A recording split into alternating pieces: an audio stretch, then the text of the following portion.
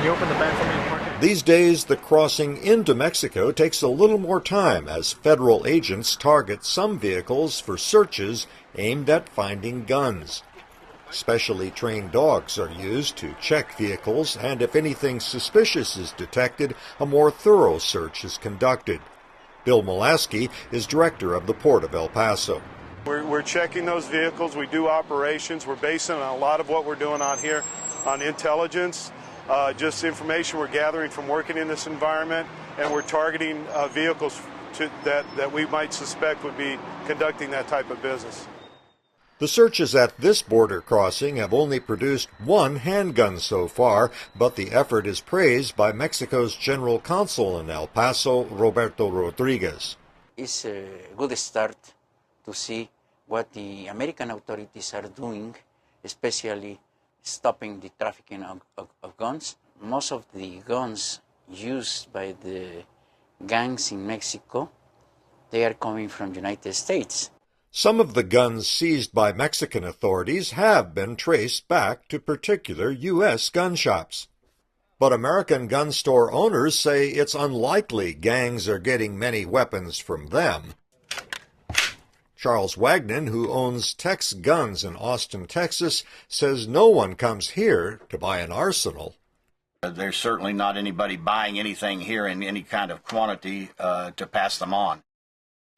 Wagnon says he cannot obtain or sell fully automatic rifles or grenade launchers like the ones being used by criminal gangs in Mexico.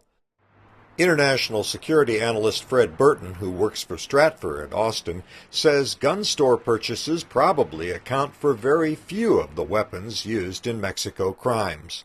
If you think about the volume of weapons that the narcos have in possession anytime there's a major bust, what you typically see is an extraordinary number of automatic weapons, Chinese manufactured, Russian manufactured, and you do see some U.S. weapons that have been stolen or purchased illegally here in the United States. He says many of the U.S. guns in criminal hands come from the Mexican military. In 2008, he says some 15,000 soldiers deserted and many took their guns with them. Many guns used by Mexican soldiers come from direct commercial sales by American companies approved by the U.S. State Department, something Burton says should be examined more closely.